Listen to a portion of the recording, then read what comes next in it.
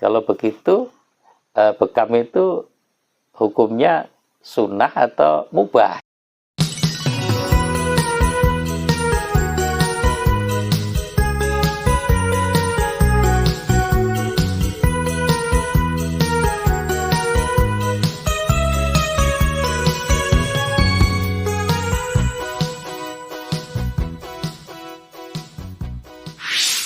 Sun TV.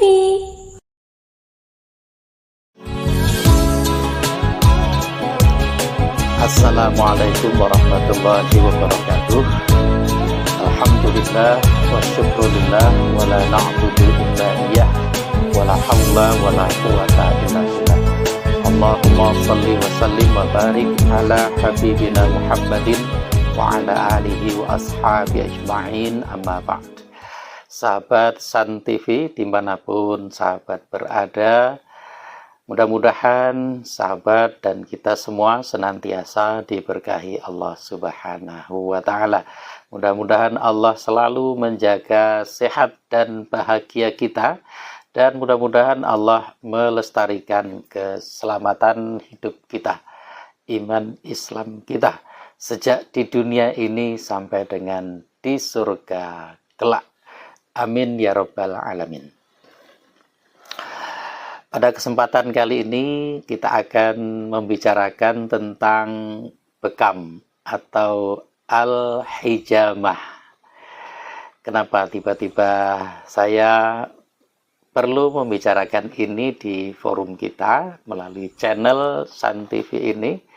Ceritanya begini, beberapa hari yang lalu saya sempat mengontak seorang teman yang profesinya, sebutlah begitu, sebagai ahli pengobatan tradisional atau seorang terapis tradisional.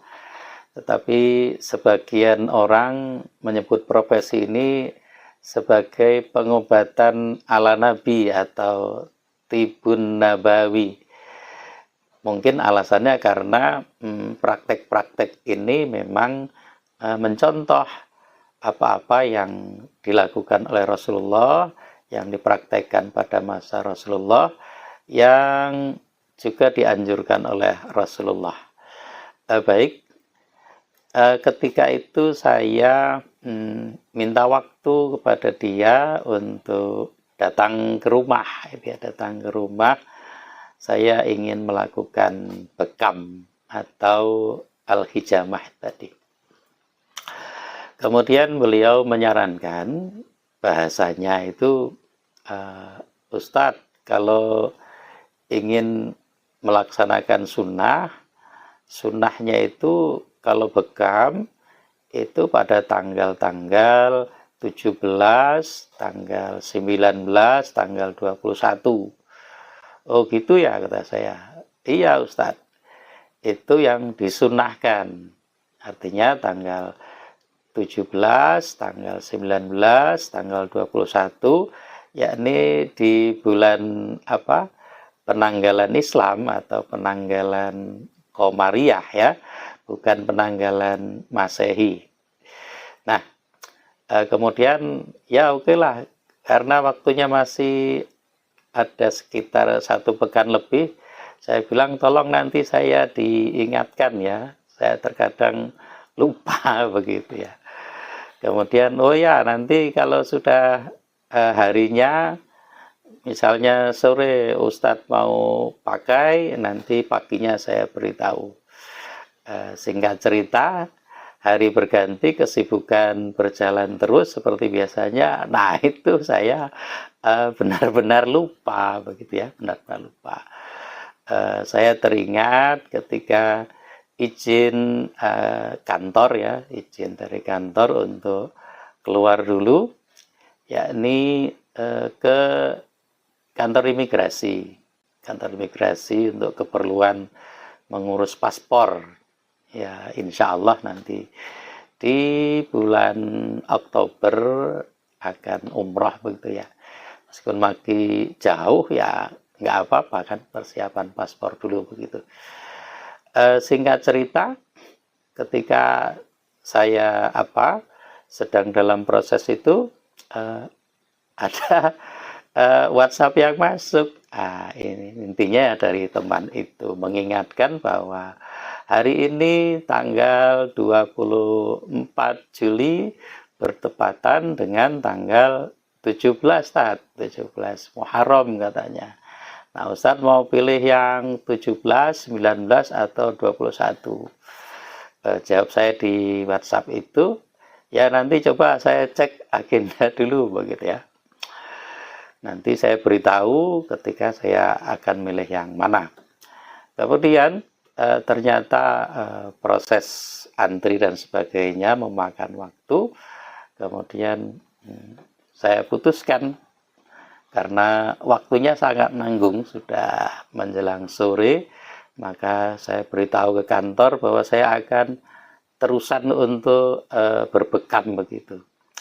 Maka akhirnya saya setelah menyampaikan izin tadi, tentu saja melalui WhatsApp ya, melalui HP, karena tidak mungkin dari kantor imigrasi langsung ke kantor, itu malah hanya membuang-buang waktu. Ya, singkat cerita saya pulang.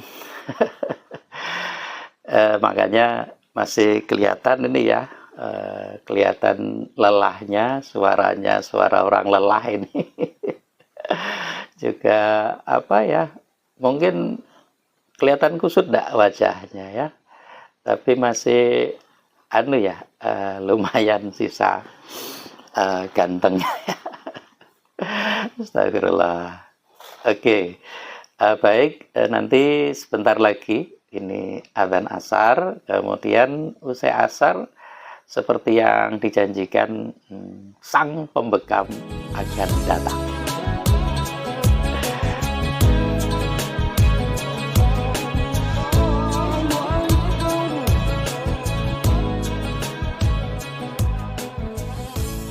Allahu Akbar, Allahu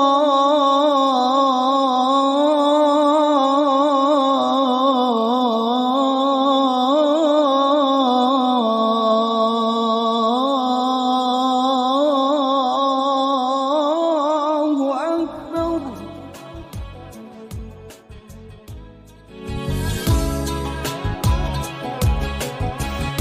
Sahabat sekalian, baik sambil kita menunggu, tampaknya kita perlu membicarakan mengapa bekam begitu diminati. Semakin hari semakin banyak yang meminati bekam dengan beberapa pandangan dan keyakinan tentang posisi bekam itu di dalam kehidupan sehari-hari, terutama dalam kehidupan seorang muslim. Hal ini menjadi wajar karena memang banyak hadis-hadis yang berbicara tentang bekam, termasuk hadis-hadis yang membicarakan tentang keutamaan bekam, tentang perintah bekam, dan sebagainya. Maka bekam atau al-hijamah itu di dalam kehidupan sehari-hari kita sebagai muslim ini memang menjadi semacam bagian yang sudah tidak terpisahkan begitulah. Baik, sahabat San TV, ada satu hadis di antaranya yang membicarakan tentang bekam ini, yakni salah satunya adalah hadis yang diriwayatkan oleh Imam Al-Bukhari, Imam Muslim. Rasulullah Shallallahu Alaihi Wasallam sabdakan, Inna amthala ma tadawaitum bihi al-hijamah wal fastu. Inna amthala ma tadawaitum bihi.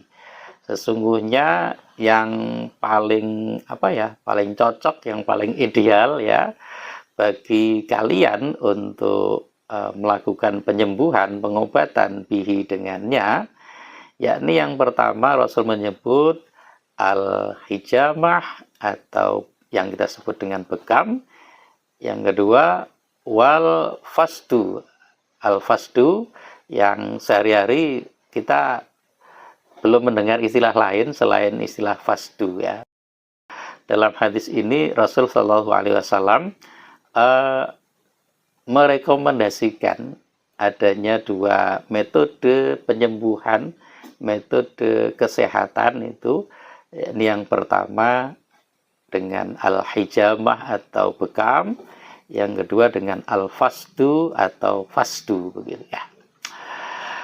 Sebelum lebih jauh, tampaknya saya perlu menjelaskan sesuai dengan keterbatasan ilmu saya tentunya, karena saya bukan praktisi, tetapi bagian-bagian pentingnya insya Allah saya sedikit tahu ya. Makanya saya juga ingin berbekam, kalau nggak tahu ya konsultasi dulu dengan ahlinya tentunya. Baik, al-hijamah atau bekam itu pada prinsipnya adalah metode kesehatan, metode menjaga kesehatan, bahkan metode penyembuhan itu dengan cara mengeluarkan darah-darah kotor. Al-fasdu juga begitu. Fasdu itu sama. Ya, prinsipnya adalah metode kesehatan atau metode penyembuhan dengan cara mengeluarkan darah-darah kotor.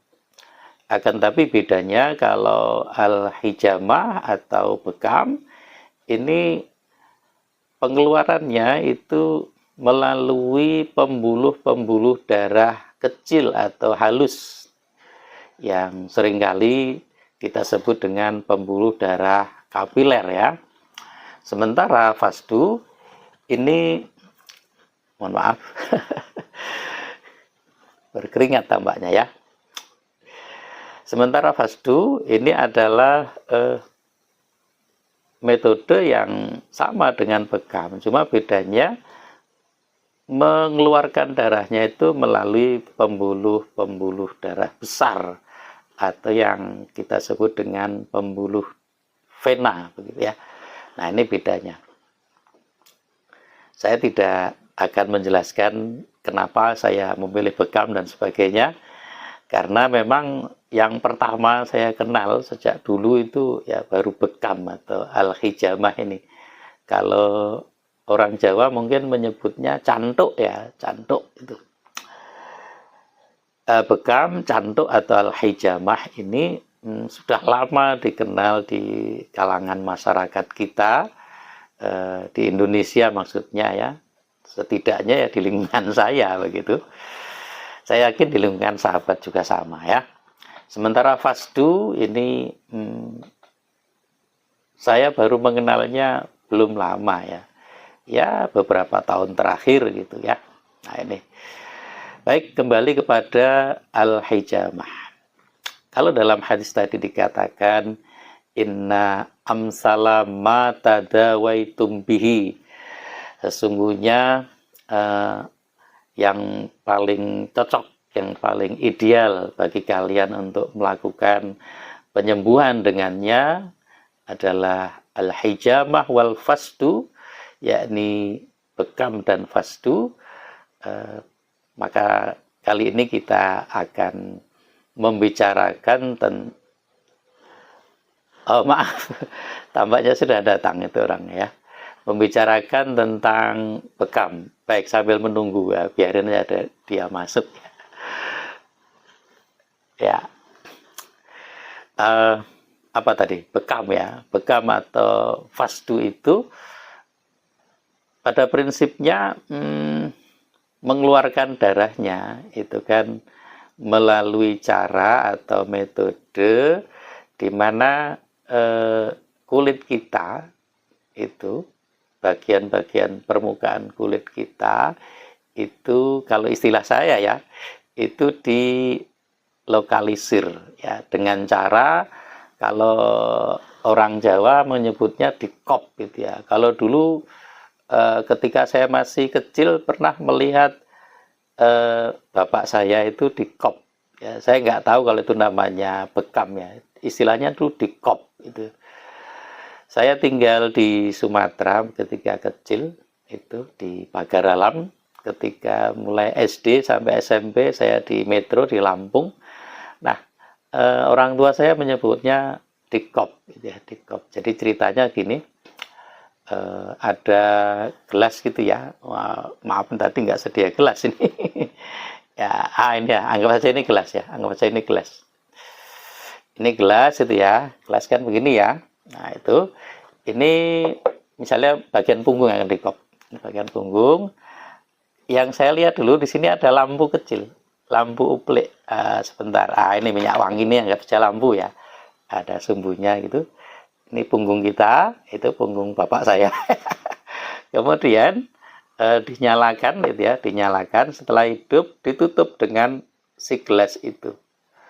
Kalau sudah ditutup, nanti lama-lama di permukaan kulit itu apa ya, karena gelasnya ada apinya, api itu memberikan efek gitu ya, memberikan efek apa ya, secara fisika itu. Kemudian karena ruangan di dalam gelas tadi udaranya apa ya, oksigennya itu oksigen atau dengan CO2 itu jadi satu di situ. Mungkin saya menjelaskannya salah ya. Yang paling pasti nanti permukaan kulit si punggung itu, saya melihat sendiri kok waktu itu bapak saya, kulit yang ada di dalam gelas tadi terlokalisir itu membentuk bulat begitu, seperti bulatannya mulut gelas tadi. Oke. Nah, kemudian setelah mulut gelas tadi, mulut gelas kulit tadi apa berefek semacam menggelembung itu, lama-lama itu menggelembung-gelembung sampai dengan lampunya mati gitu. Lampunya mati, biasanya kalau lampunya sudah mati itu gelembungnya semakin gede gitu ya, semakin gede. Nah, kemudian dicabut ya, dicabut. Tapi zaman sekarang itu sudah lebih canggih ya, sudah dengan alat kop yang khusus ya, alat kop yang khusus yang memang dikhususkan untuk pengobatan tersebut. Biasanya ya, kemudian di apa? Kalau bahasa Jawanya dicoblos. Mana ya? Anggap saja ini. Anggap saya pulpen untuk mencoblosnya, setelah kemudian coblos dus gitu. Tetapi mencoblosnya tidak sembarang coblos ya. Tentu saja dengan alat yang sudah higienis, yang nanti itu tampak beliau sudah siap ya. Kita percepat saja. Yang nanti akan kita saksikan itu bagaimana caranya. Baiklah. Saya akan mempersiapkan dulu bajunya ya. Ya tadi nunggu kan ini ngobrol dengan sahabat. Baiklah sahabat, saya akan segera berbekam. Ini orangnya sedang siap-siap ini. Ya, saya akan berbekam. Nanti tentu saja menyiapkan semuanya ya. Baik. Nanti saya lepas ini, semuanya dilepas. Ya. Oke. Kita ngobrol dulu dengan Pak Ismu ya, yang bukan saya, ini orangnya. Ya, ini Pak Ismu, kenalkan namanya Pak ke Pak Ismu, sahabat kita, Iya. sahabat San TV. Iya. Ya, silakan Pak.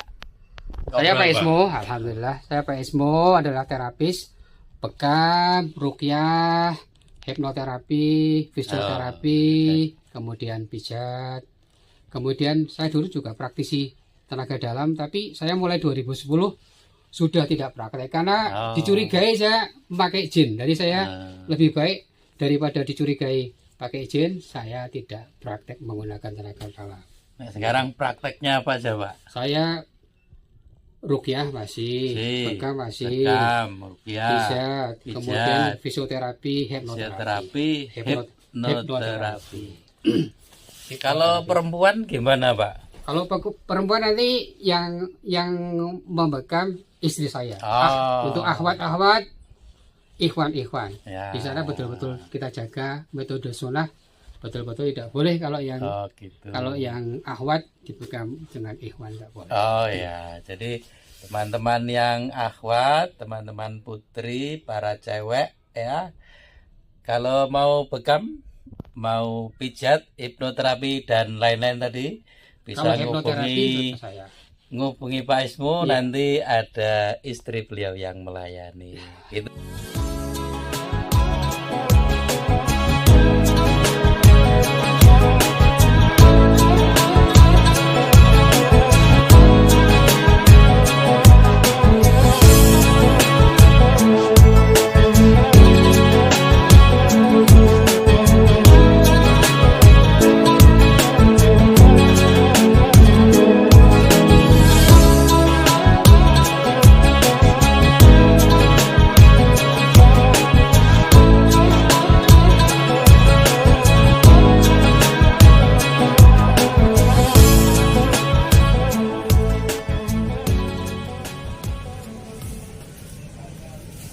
Ya, agak lama nih.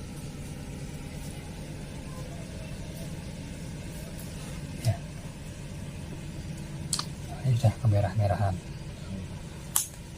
Merah-merahan enggak Mas? Merah-merahan apa keputih-putihan Mas?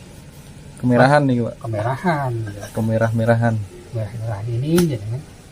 Kemerah-merahan ini. Orangnya hitam kelihatan nggak? Hah? Ini orangnya hitam, merahnya kelihatan nggak?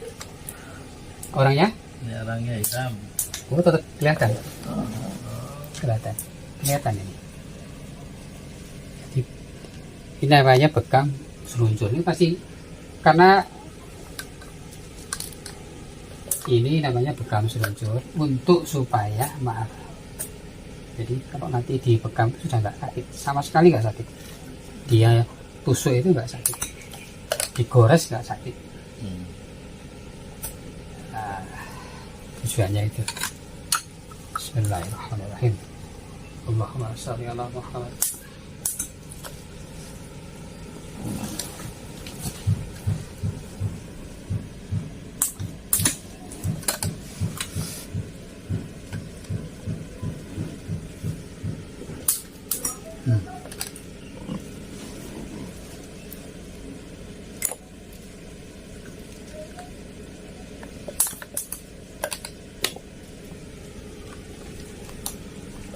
Tadi hampir lupa saya itu. Tadi, Terus tadi, oh gitu. Oh gitu.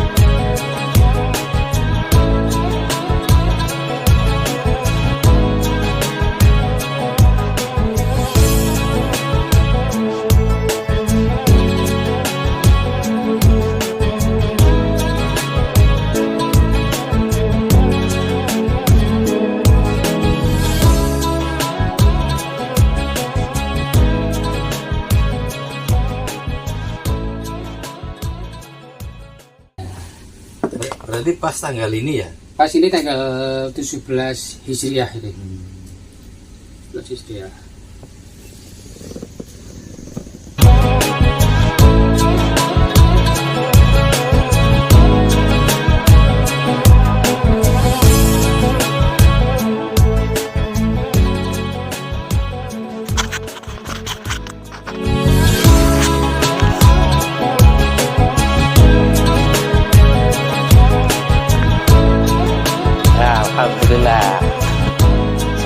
lebih insya Allah lebih segar ya setelah menjalani terapi dengan fasdu dengan hijamah ya, dengan bekam. Gimana menurut sahabat Sun TV semuanya? Ada yang tertarik untuk berbekam? Kalau tertarik, silahkan hubungi para terapis terdekat ya yang ada di sekitar kota sahabat sekalian ya, atau terpaksanya menghubungi saya. Nanti saya hubungan dengan teman yang tadi ya. Baiklah, sebagai hamba Allah, terkadang memang segala apa yang kita lakukan dalam kehidupan sehari-hari, kita semuanya tidak terlepas dari nilai-nilai ya. Sebagai muslim, apapun itu harus mempunyai nilai yang disebut dengan nilai ibadah, penghambaan diri kepada Allah Subhanahu wa Ta'ala.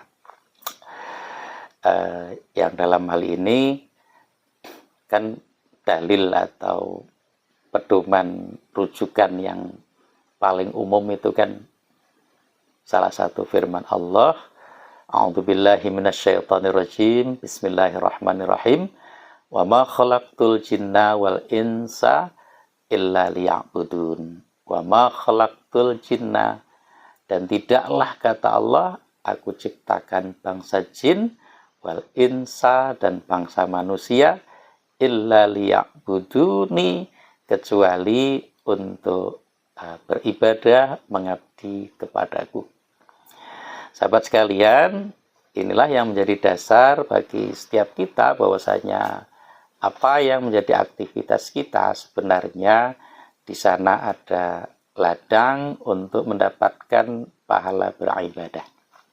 Sebagaimana kita tahu, yang namanya ibadah di dalam Islam itu tidak hanya ibadah mahdhah atau ibadah khusus, ibadah yang sudah ditentukan, yang dalam bahasa sehari-hari kita mengenal istilah ibadah ritual ya, misalnya sholat, zakat, puasa. Tidak hanya itu, jadi ibadah di dalam Islam itu bukan hanya ketika kita sholat, bukan hanya ketika kita puasa, berhaji, berumroh itu ya.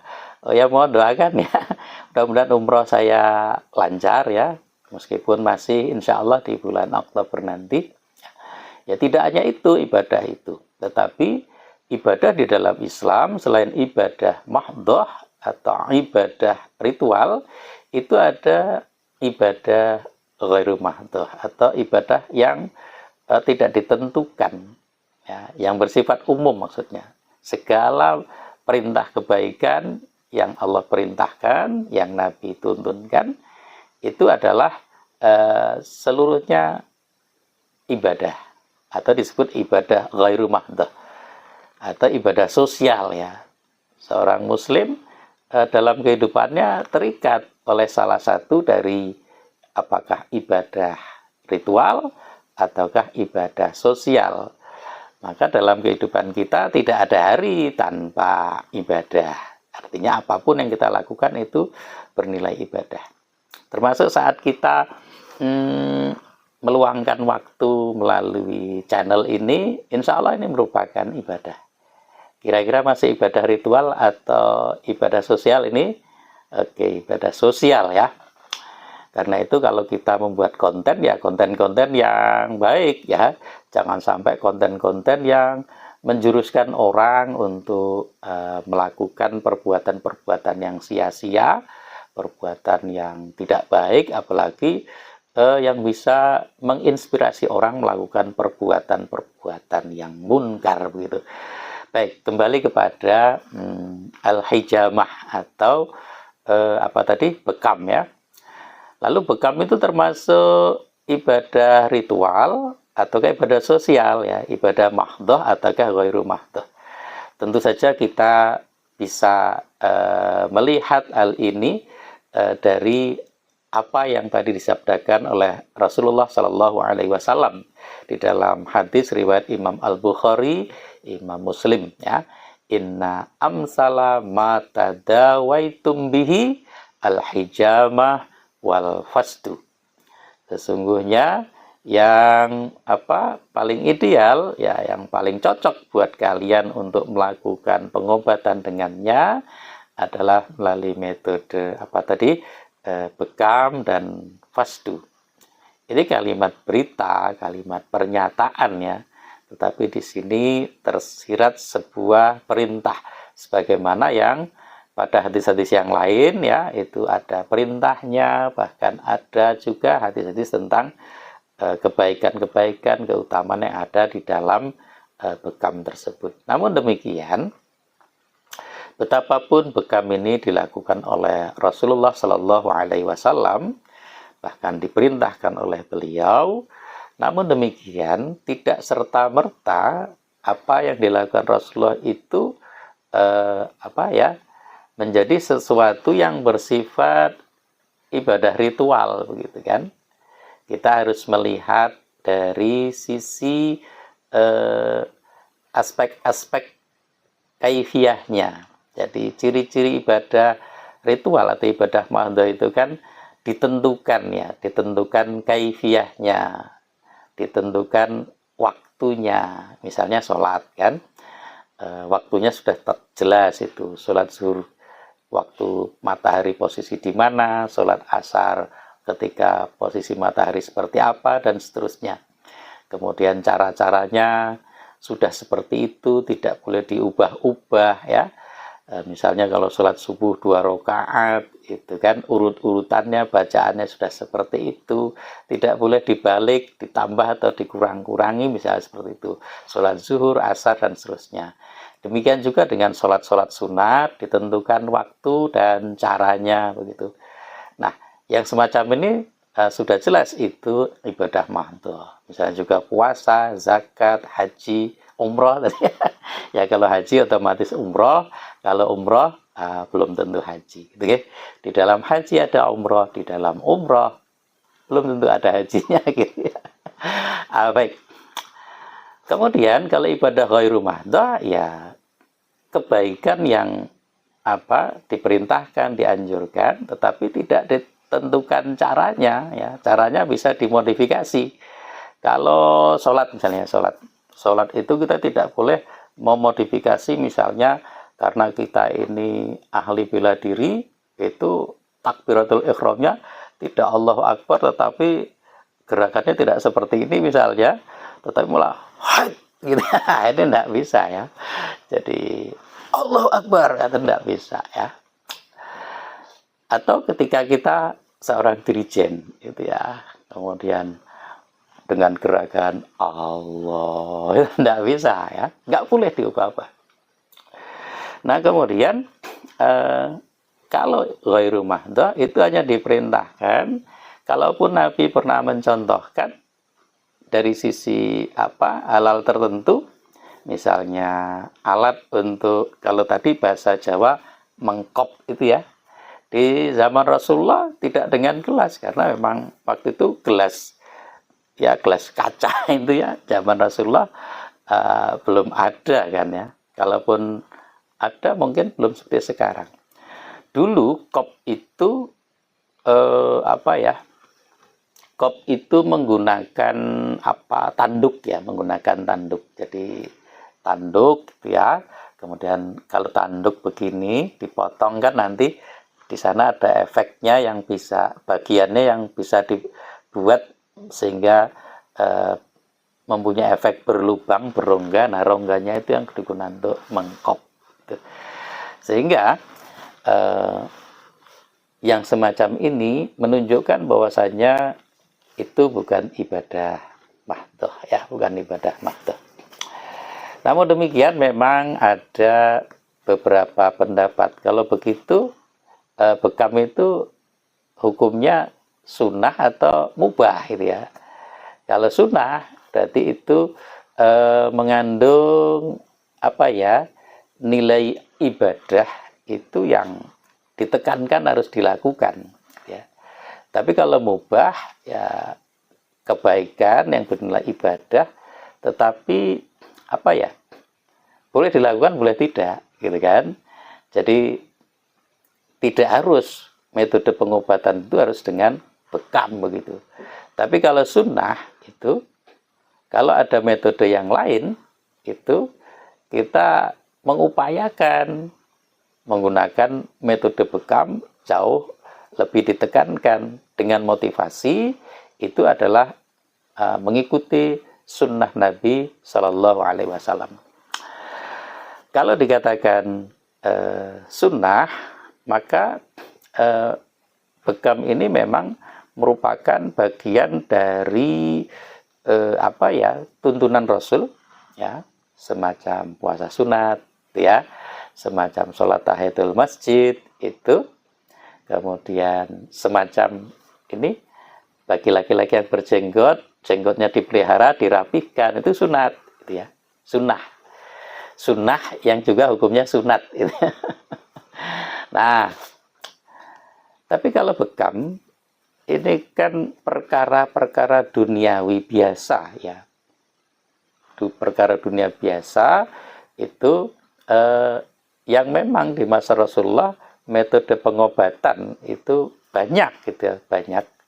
Tetapi kemudian ada metode yang dinilai oleh Rasulullah itu sebagai metode yang terbaik ya, seperti kalimatnya tadi, inna amsala ma tadawaitum bihi al-hijamah wal fasdu.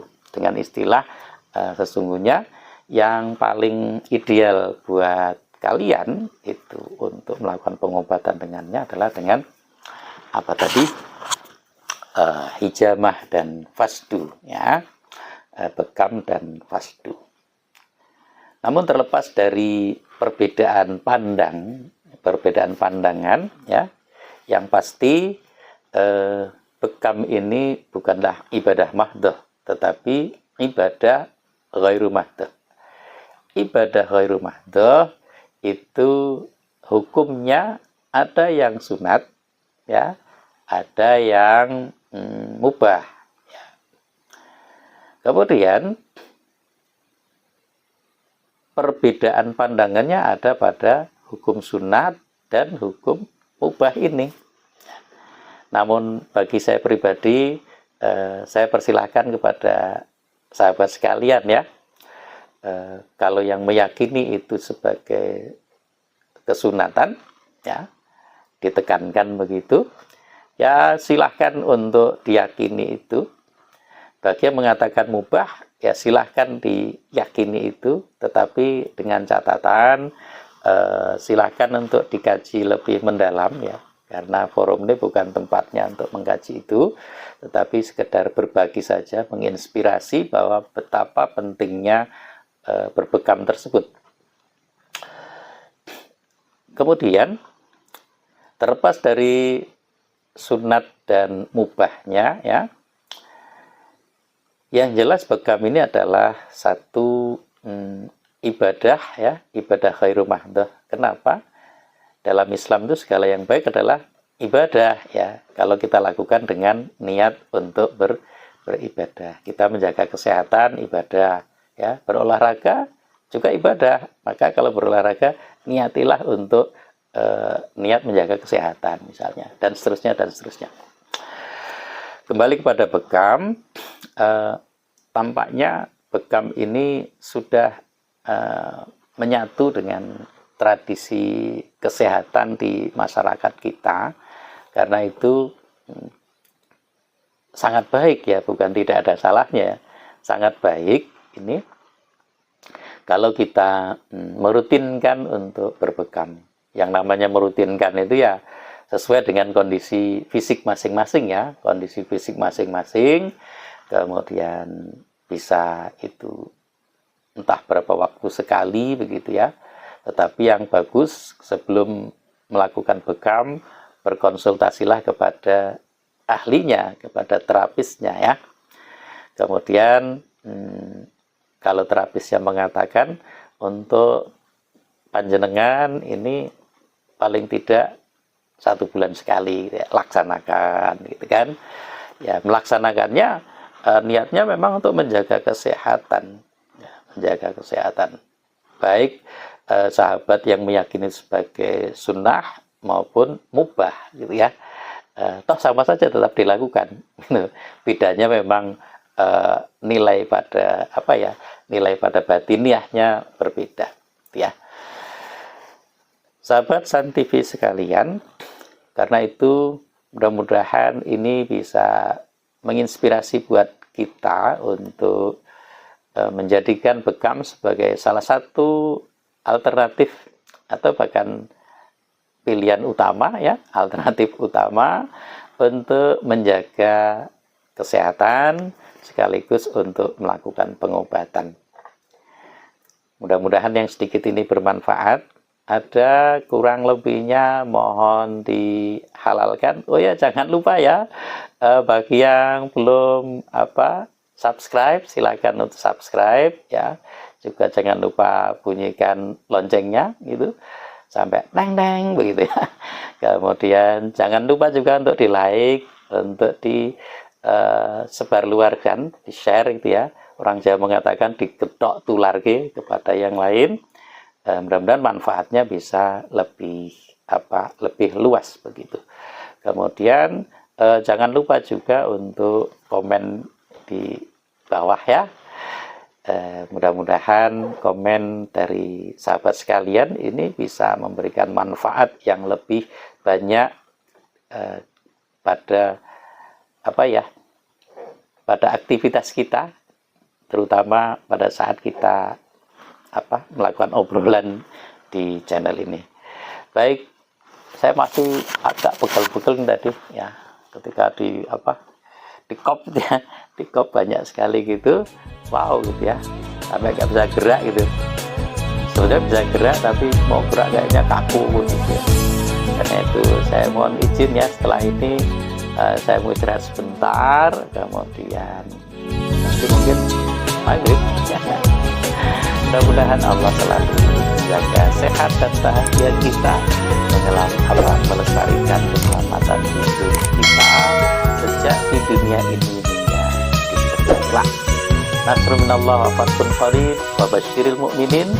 Assalamualaikum warahmatullahi wabarakatuh. San TV.